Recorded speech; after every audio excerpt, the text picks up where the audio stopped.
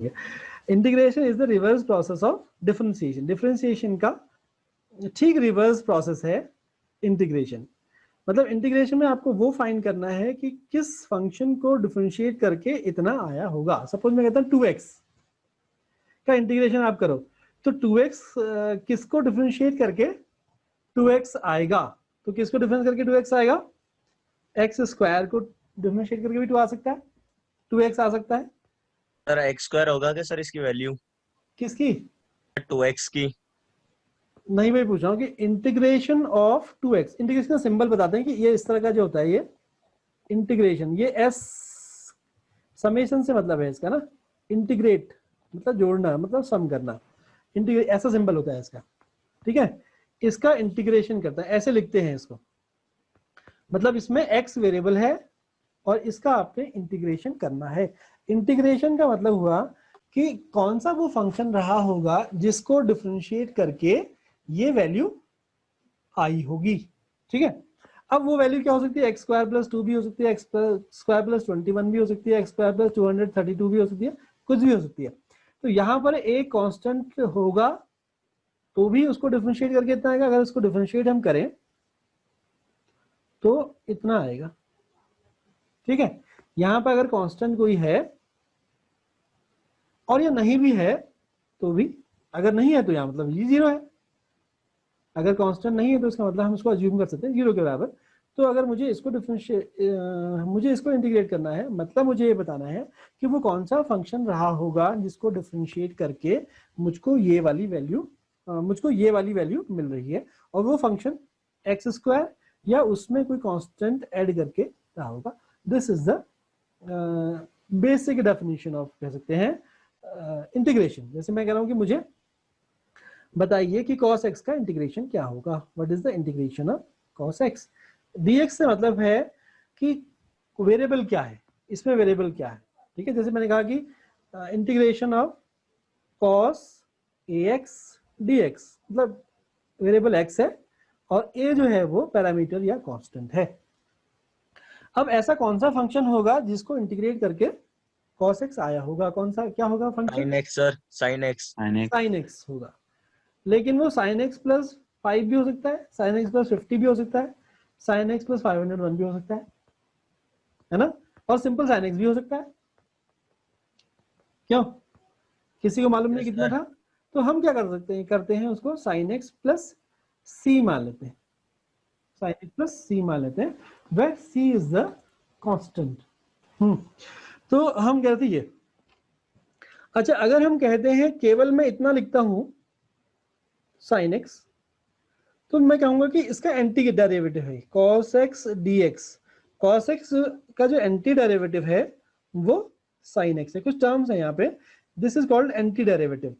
और इंटीग्रेशन हम कहेंगे तो उसमें हम c को भी ऐड करेंगे, इसको हम कहते हैं कांस्टेंट ऑफ इंटीग्रेशन। यहाँ लिखा भी है ये, कांस्टेंट ऑफ इंटीग्रेशन, इसको हम कह देते हैं कांस्टेंट ऑफ इंटीग्रेशन, ठीक है। फॉर्मूले अगर याद नहीं है तो बुक में दिए हैं पीछे फॉर्मूले, यहीं पे पीछे कहीं दिए हैं पीछे फॉर्मूले, ठीक है।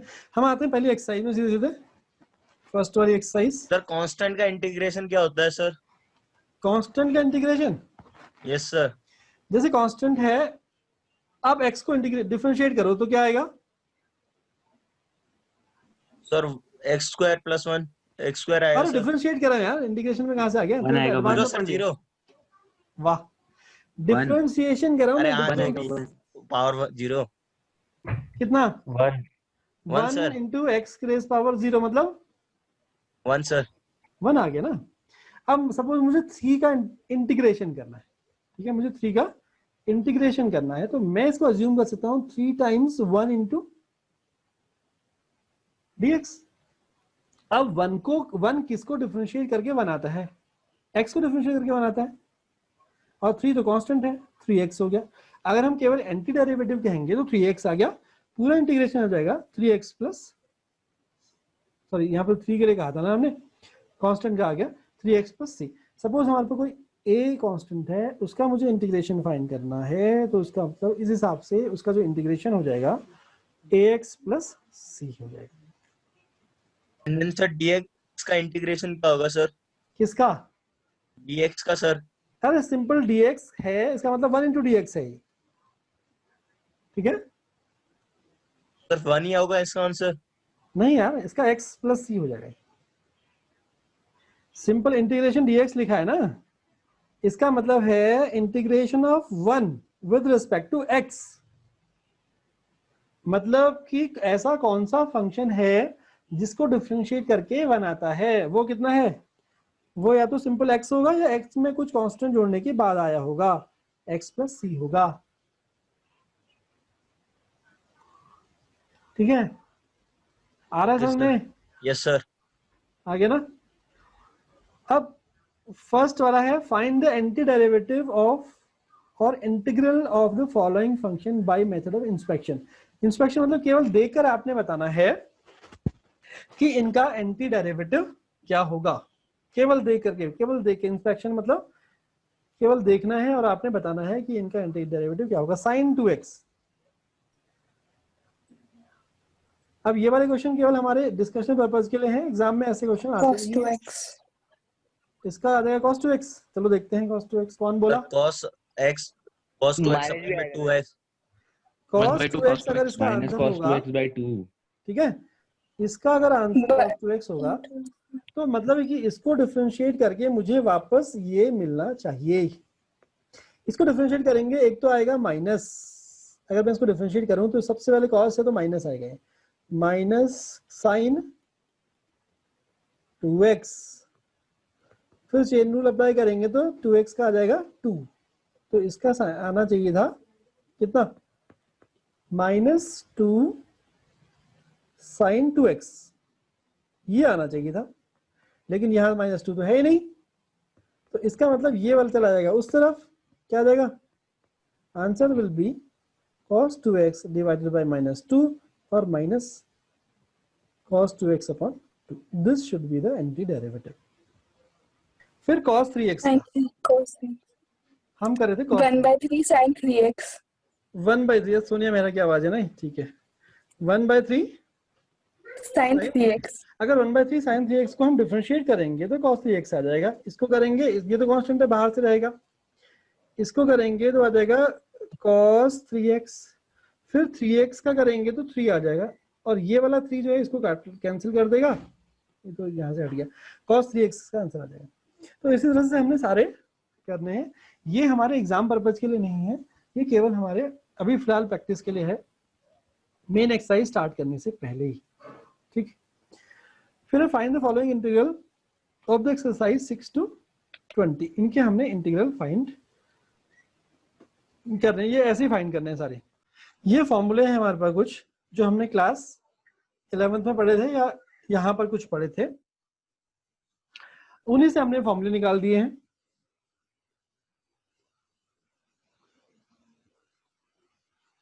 ये वाला जैसे है, बेसिकली जो फॉर्मूला होता है हमारे पास d/dx of x to the power n equal to n x to the power n plus n minus 1 होता है ना, n minus 1।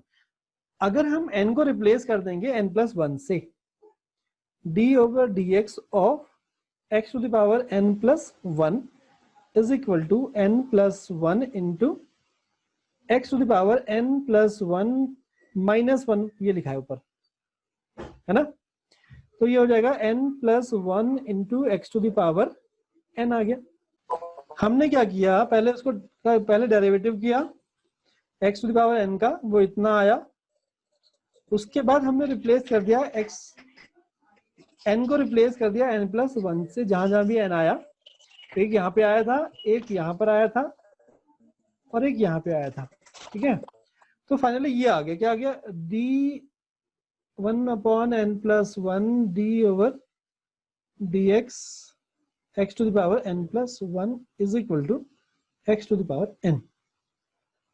ये जो x to the power n plus 1 है उसको हमने ट्रांसपोज कर लिया इधर, इधर इस तरफ आ गया, मतलब ये, तो ये डिनोमिनेटर में आ गया। अब हमने क्या डेफिनेशन बताई थी इंटीग्रेशन की? Integration is the reverse process of differentiation. अब किसको डिफरेंशिएट करके x to the power n आएगा? किसको डिफरेंशिएट करके x to the power n आएगा? वो इसको डिफरेंशिएट करके आएगा x to the power n। यही प्रोसेस सबके लिए करती है, बाकियों में उतना ज्यादा मुश्किल नहीं है, ये केवल दो ही फॉर्मूले थोड़ा समझने वाले हैं। ऐसे ये वाला 1 अगर हम x को डिफरेंशिएट करेंगे तो 1 आएगा, इसका मतलब 1 को हम डिफरेंशिएट करेंगे तो x प्लस सी आ जाएगा। सी इज ए इंटीग्रेटिंग कांस्टेंट, सी जो है वो कोई कांस्टेंट है, उसको भी डिफरेंशिएट करेंगे तो मतलब इसको डिफरेंशिएट करके ये आएगा, चाहे यहाँ पे कोई भी कांस्टेंट क्यों ना हो। ठीक है, तो x plus C will be the integration of 1। बाकी बड़े स्ट्रेट फॉरवर्ड हैं, सीधे सिंपल हैं। अगर हम साइन को डिफरेंशिएट करते हैं तो कॉस आता है, तो फिर कॉस को इंटीग्रेट करेंगे तो साइन आ जाएगा। लेकिन अगर ये इसके साथ कोई सी होता तो भी इतना ही आता डिफरेंशिएट करके, समझ में आई बात? अगर ये अकेला साइन एक्स न हो करके इसमें साइन एक्स प्लस सी होता तब भी उसका डेरिवेटिव या डिफरेंशिएट करके इतना ही आता। तो हम ये मान रहे हैं कि उसके साथ कोई कांस्टेंट सी है और वो ये आ जाएगी। ऐसे ही इसको यहाँ पर cos x को डिफरेंशिएट करके sin x आएगा, माइनस cos x को करेंगे तो sin x आ जाएगा। तो sin x का जो इंटीग्रेशन होगा वो हो जाएगा cos x plus of course c, क्योंकि अगर यहाँ पे प्लस c भी होता तब भी इंटीग्रेशन उसका डिफरेंशिएशन इतना ही आना था। तो कोई बात नहीं, हम ये समझ में आ रहा है भाई? Priyanshu Rikhari? Yes sir. Just anti derivative कि उसको डेरिवेट करते तो क्या आता वाला चक्कर है ना। ऐसे tan x का डिफरेंशिएट करेंगे तो sec स्क्वायर x आएगा, sec स्क्वायर का इंटीग्रेट करेंगे तो tan x आ जाएगा। प्लस c भी हमको एक एज्यूम करना पड़ेगा, क्योंकि अगर यहाँ पर tan x प्लस 5 मैं कह रहा हूँ ऐसा होता और मैं उसको डिफरेंशिएट करता तो तब भी sec स्क्वायर x आता, और केवल tan x होता, केवल tan x होता तो भी इतना ही आता। तो मैं बाय डिफॉल्ट एक कांस्टेंट वहां पे एज्यूम कर ले रहा हूं। This constant is called constant of integration, इसे कहते हैं कांस्टेंट ऑफ इंटीग्रेशन। ठीक है, ऐसे बाकी सारे हैं। एक बार एक झलक देख लो, किताब तुम्हारे पर नहीं भी दिखाई दे रहा होगा, मोबाइल में दिखेगा नहीं दिखेगा पता नहीं, इतना छोटा। समझने वाला कुछ ज्यादा खास है इसमें है नहीं, वैसे ये देख लो इस तरह से। एक दो चीजें इसमें और समझ लीजिए आप कि जैसे डिफरेंशिएशन डिस्ट्रीब्यूट होता था एडिशन और सब्ट्रैक्शन के ऊपर, वैसे ही इंटीग्रेशन भी डिस्ट्रीब्यूट होता है। सपोज f1 प्लस f2 कोई दो फंक्शन है और मुझको उनको इंटीग्रेट करना है, तो ये हो जाएगा integration of f1 dx plus integration of f2 dx। अगर यहाँ पे माइनस होता तो यहाँ पर माइनस हो जाता। जैसे कांस्टेंट में डिस्ट्रीब्यूट होता है हमारा डिफरेंशिएशन, वैसे इंटीग्रेशन भी हमारा कांस्टेंट के ऊपर डिस्ट्रीब्यूट होता है। सपोज मुझे इंटीग्रेशन करना है a टाइम्स fx का, तो a कांस्टेंट है बाहर रख देंगे उसको, और बाकी जो बचा हुआ अंदर फंक्शन है उसको इंटीग्रेट करेंगे। ठीक है, और बाकी जो f1 f2 वाला जो फॉर्मूला है प्रोडक्ट रूल, वो बाद में हम पढ़ेंगे, वो बहुत ज्यादा कॉम्प्लिकेटेड है। यहाँ पे ये वाला हम बाद में पढ़ेंगे, और f1 बाई f2 वाला तो हमारे पास है ही नहीं कोई इंटीग्रेशन में फॉर्मूला। इस तरह से कोई फॉर्मूला हमारे पास नहीं है जहां पर हम दो फंक्शन के डेरिवेटिव को करते हैं। वहां पर हम सब्स्टिट्यूशन मेथड और कई तरह की मेथड है, लेकिन f1 बाई f2 वाला कोई फॉर्मूला नहीं है। हाँ, इस तरह का एक फॉर्मूला है जो हम थोड़ा लेटर इन द चैप्टर आगे जाकर के हम 5वें में आता है, 5th एक्सरसाइज या 6th एक्सरसाइज में आएगा ये वाला फॉर्मूला। इस एक्सरसाइज में हम केवल यही दो पढ़ेंगे कि f1 प्लस f2 और माइनस f2 dx अगर दिया है तो आप उसको दो अलग अलग इंटीग्रल में ब्रेक कर लेंगे। बीच में अगर प्लस साइन है तो यहाँ भी प्लस आएगा, और बीच में अगर माइनस साइन तो यहाँ भी माइनस आ जाएगा। दूसरा यहाँ पे कि कोई कांस्टेंट अगर किसी फंक्शन से मल्टीप्लाई हो रहा है और उसका आपने इंटीग्रेशन करना है, तो वो कांस्टेंट आप इंटीग्रेशन साइन से बाहर भी रख सकते हैं। और जो लोग लेट में आए हैं उनके लिए integration is just the reverse process of differentiation. Integration आपको ये बताता है कि ये जो फंक्शन मेरे हाथ में अभी है किसको डिफरेंशिएट करके ये आया होगा। पहली एक्सरसाइज ऐसी है, ये 7.1 में थे नाम। इसके बाद जो फॉर्मूले जो भी आएंगे मेन फॉर्मूला, वो अगली एक्सरसाइज में हम यूज करेंगे। अब जैसे इसमें कुछ मुश्किल जैसे लग रहे होंगे आपको, ये 2 पार्ट में ब्रेक हो जाएगा, बल्कि 2-3 पार्ट में हो जाएगा। ये 6th वाला जो हो जाएगा वो हो जाएगा 4 इंटू इंटीग्रेशन ऑफ e की power 3x plus integration of 1 dx। अच्छा इंटीग्रेशन तो हाँ dx तो यहाँ भी आएगा, ये आ जाएगा। अब इसका 4/3 e रेज़ पावर 3x हो जाएगा, 1 का हो जाएगा x, a कांस्टेंट यहाँ से आएगा और a कांस्टेंट यहाँ से आएगा, इससे भी कांस्टेंट आएगा और इससे भी कांस्टेंट आएगा। दोनों को ऐड कर देंगे तो एक तीसरा कांस्टेंट आ जाएगा। This will be the answer for the कौन सा था 6th वन। ऐसे ही ये वाला से है, यहाँ पर क्या करोगे, यहाँ पर देखने में लग रहा है कि प्रोडक्ट रूल लगेगा, नहीं लगेगा। जस्ट क्या करना, डिस्ट्रीब्यूटिव प्रॉपर्टी अप्लाई कर दो।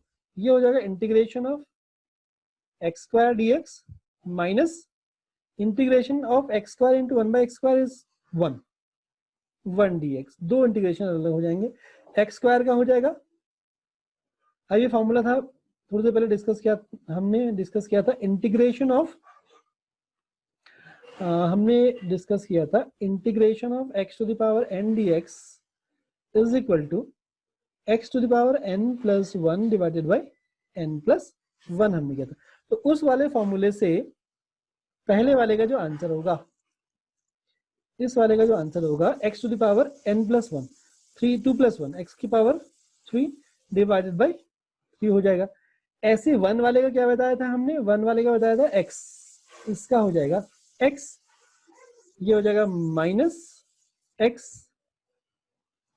अब एक कांस्टेंट ऑफ इंटीग्रेशन यहां से आएगा, एक कांस्टेंट ऑफ इंटीग्रेशन यहां से आएगा, c1 यहां से, c2 यहां से। चाहे तो आप c1 यहां प्लस c1 कर लो इसके पीछे, और इसके पीछे प्लस c2 कर लो, या लास्ट में पूरा इंटीग्रेशन हो जाने के बाद उसमें कांस्टेंट ऑफ इंटीग्रेशन ऐड कर दो। जैसे अब ये वाला है, ये वाला, इसमें क्या होगा, वही मैंने कहा था कि जो फंक्शन है वो कांस्टेंट किससे अलग हो जाएगा कांस्टेंट। इसमें जो इंटीग्रेशन होगा वो हो जाएगा a into x² dx plus b constant है इसलिए इंटीग्रेशन से बाहर आ जाएगा, same as in the case of differentiation. जैसे डिफरेंशिएशन में होता है b बाहर आ जाएगा into x dx plus c into 1 मान सकते हो आप इसको, dx हो जाएगा। अब ये हो जाएगा x³ डिवाइडेड बाय 3। क्या होता है, integration of x to the power n is equal to x raise to the power n plus 1 divided by n plus 1। यहाँ पे अप्लाई कर दीजिए फॉर्मूला, ये आ जाएगा plus b into x means x raise to the power 1। According to this formula ये हो जाएगा x raise power 1 plus 1 divided by 1 plus 1 plus c। 1 का इंटीग्रेशन होता है कितना होता है भाई 1 का इंटीग्रेशन, x हो जाता है, ये हो जाएगा x। अब कायदे से तो एक कांस्टेंट ऑफ इंटीग्रेशन यहाँ पे आएगा, एक यहाँ पे आएगा और एक यहाँ पर आएगा। हम बार बार नहीं ऐड करते हैं, हम लास्ट में फाइनली एक कांस्टेंट ऑफ इंटीग्रेशन ऐड कर देते हैं। प्लस c ऑलरेडी है यहाँ पर, तो कोई और हम कर लेते हैं, से p यहाँ लिख देंगे, where p is constant of integration, constant of integration, वैस ये आ गई।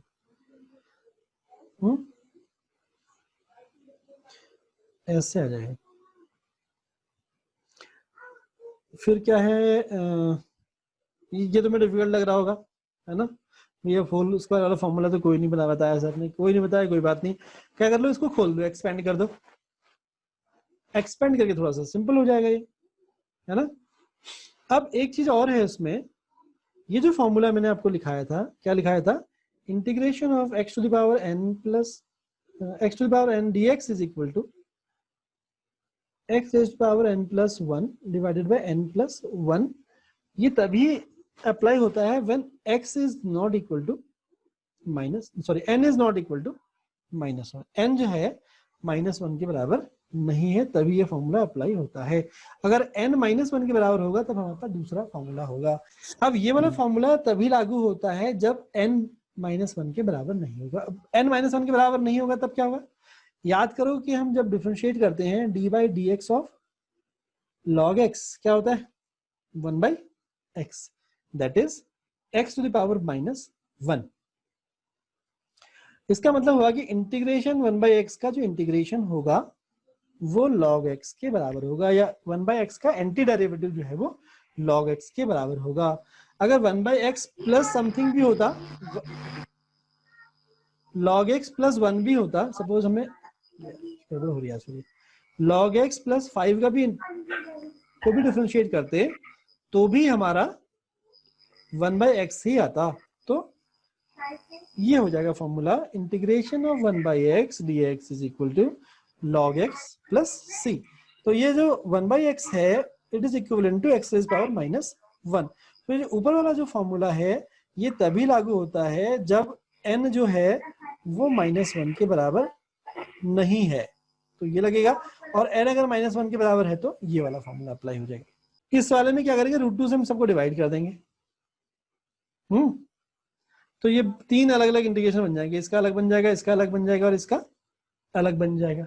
ये 13 वाला आ गया। आप देखो 13 वाले में क्या हो रहा है कि हम फैक्टराइज कर देंगे न्यूमरेटर को, तो x-1 जो डिनोमिनेटर में आया है वो कट जाएगा, इसके फैक्टर हो जाएंगे 13 वाले के न्यूमरेटर के। केवल न्यूमरेटर हम देखते हैं, पहले दूसरे से x² कॉमन आ जाएगा x-1, बाकी दो से 1 कॉमन आ जाएगा x-1, फिर x-1 कॉमन ले लेंगे तो x² प्लस 1 बचेगा, और वो जो डिनोमिनेटर वाला 1 है, जो डिनोमिनेटर में x-1 है उससे ये कट जाएगा, केवल x² प्लस 1 बचेगा, फिर ये दो अलग अलग इंटीग्रल हो जाएंगे।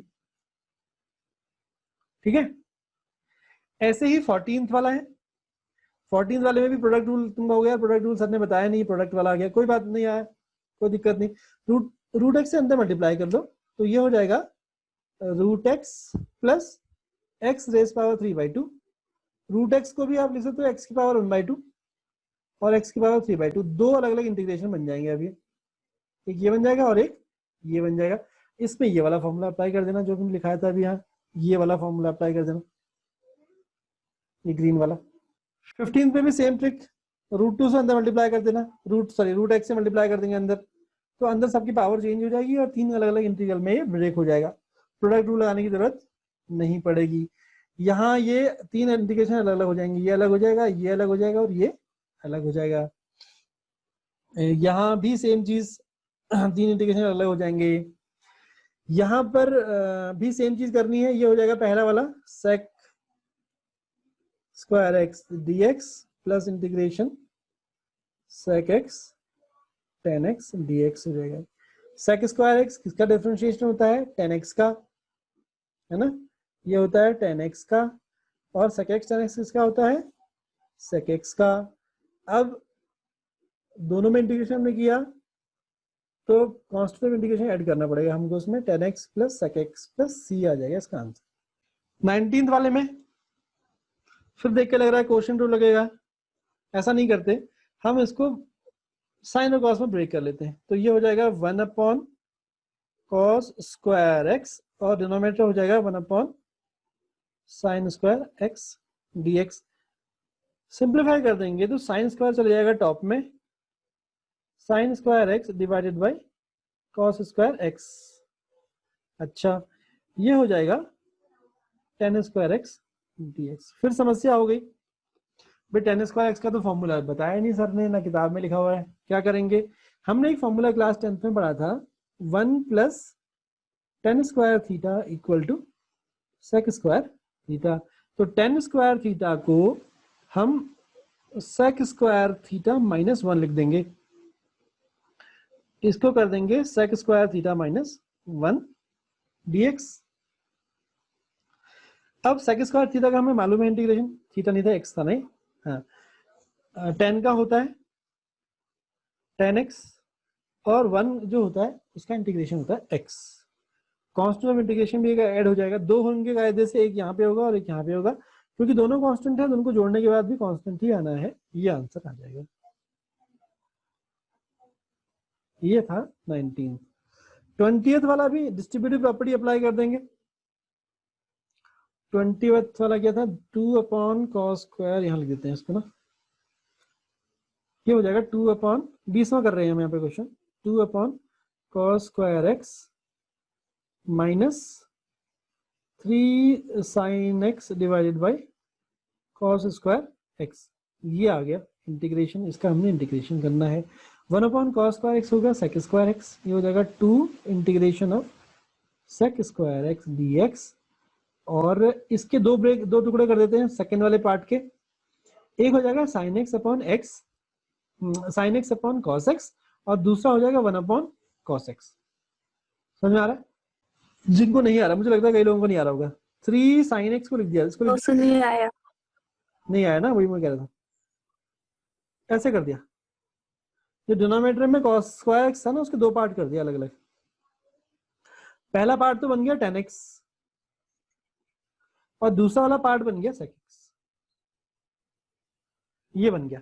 अब इसका इंटीग्रेशन होता है tan x और इस पूरे का होता है sec x, प्लस लास्ट में कांस्टेंट ऑफ इंटीग्रेशन ऐड कर देंगे।